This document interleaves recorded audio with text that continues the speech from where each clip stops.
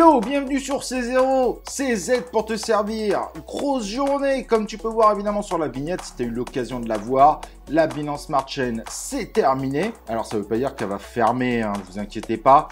Vous n'allez pas perdre vos jetons dessus, mais vous allez voir que c'est très intéressant. Il y a de gros changements pour aller vers ce qu'on appelle la BNB Chain. Et on ne parle pas de petits changements, tu vas voir. On va également en profiter pour voir un tracker d'airdrop. Ça, je sais que ça plaît à pas mal de monde. Les chasseurs d'airdrops en sont ravis. Et on va parler d'Axelar. Bref, programme, je pense, qui devrait bien t'intéresser. En tout cas, si ça t'intéresse, eh ben, tu restes avec nous.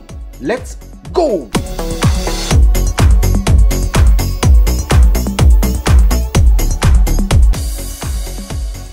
Et n'oublie pas évidemment de t'inscrire sur notre chaîne YouTube et d'activer les cloches de notification. Et n'oublie pas qu'on a une nouvelle chaîne YouTube dédiée au Play to Earn. Surtout, inscris-toi dessus, active les notifications. On fera évidemment des lives 100% Play to Earn dessus. Et donc, Axelar continue à faire des levées de fonds réussies. Encore 35 millions de dollars. Il y a beaucoup d'attentes autour de cette licorne parce qu'évidemment, elle mise à 100% sur l'interopérabilité de différentes blockchains. Et bien, sachez qu'Axelar est du coup aujourd'hui estimé à plus d'1 milliard de dollars. C'est complètement fou. Il y a de plus en plus d'investisseurs dessus, de partenaires, bref, énorme projet. Un grand bravo en tout cas pour cette valorisation exceptionnelle. Et donc la deuxième actualité, si vous faites partie de ceux qui traquent les airdrops, et il y en a plein, mais c'est pas forcément évident, puis il y en a peu au final où on récupère du token, et ben pour perdre moins de temps, vous avez Emeris qui se lance justement dans cette brèche, et donc ils vont vous proposer évidemment un outil pour voir l'ensemble des airdrops auxquels vous pourriez participer.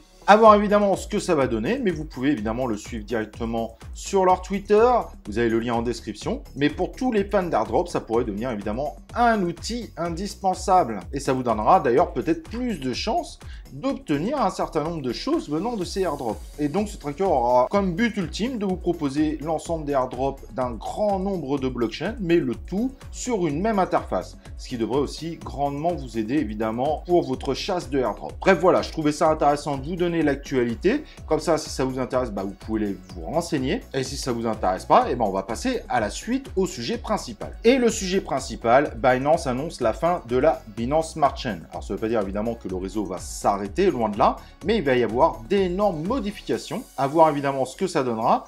Mais ça arrive plutôt au bon moment parce que la Binance Smart Chain perd de plus en plus de projets et n'arrive plus du tout à convaincre les nouveaux entrants à rentrer dessus, surtout pour les gros projets. Alors que potentiellement derrière, il y a quand même des choses intéressantes à en tirer. De plus, Binance soi-disant veut décentraliser un peu plus l'ensemble de leur blockchain. Donc pour ça, ils vont profiter de l'ancienne Binance Smart Chain et de la Binance Chain, qui sont deux réseaux différents, mais qui n'ont pas du tout les mêmes propriétés et les mêmes utilités. Bien qu'évidemment, quasiment personne n'utilise la Binance Chain. Ça reste un petit peu mystérieux pour pas mal de monde, au-delà évidemment de l'exchange Binance lui-même. Donc évidemment pour ce changement, rassemblement des deux blockchains, amélioration soi-disant de la décentralisation, Binance a décidé de renommer tout ça la BNB Chain. Et le terme BNB, si vous n'êtes pas au courant, veut dire évidemment Build and Build. Mais ça a également l'intérêt évidemment d'avoir le nom du token directement inséré dans le nom de la blockchain. Sur l'aspect historique, Binance avait réalisé la Binance Chain, ou BEP2 si vous préférez, si vous connaissez ce terme-là,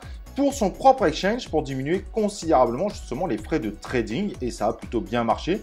Évidemment sur un token Ethereum, ils auraient été contraints de vous imposer des frais vraiment très importants et donc ont décidé de faire leur propre blockchain pour vous donner un certain nombre d'avantages. Également pour eux, bien évidemment, parce qu'une partie des frais leur revient. Donc tout ceci se met en place en avril 2019. Et en avril 2020, ils sortent la Binance Smart Chain, qui n'est pas tout à fait la même chose, mais qui, elle, est ouverte évidemment au grand public, celle que vous connaissez peut-être sous le nom de BEP20. Ce sont évidemment deux blockchains différents. Le BNB, comme vous le savez, c'est le token qui permet de payer les frais de gaz sur ces deux blockchains, mais l'idée derrière, c'est aussi de redorer l'image évidemment de leur blockchain carrément boudée par les gros projets, soyons honnêtes. La Binance Smart Chain est de plus en plus utilisée pour des projets pour faire des levées de fonds qui ensuite migrent leur token sur d'autres blockchains. Et forcément, côté image, sans parler évidemment des shitcoins et des petits projets qui sortent dessus, ça a pris un sacré coup en une année et ça, il n'y a aucune ambiguïté dessus. Donc, ils veulent redorer évidemment l'image aussi de la blockchain et ils veulent amener justement cette soi-disant nouvelle blockchain vers des aspects beaucoup plus vendeurs. Comme quoi, elle serait spécialisée dans le MetaFi, donc Meta pour les données et Fi pour DeFi, également vers évidemment le Play to Earn, le Metaverse, les réseaux sociaux, bref, évidemment tous les sujets porteurs de ces prochaines années. Il y a clairement un but là sur le coup de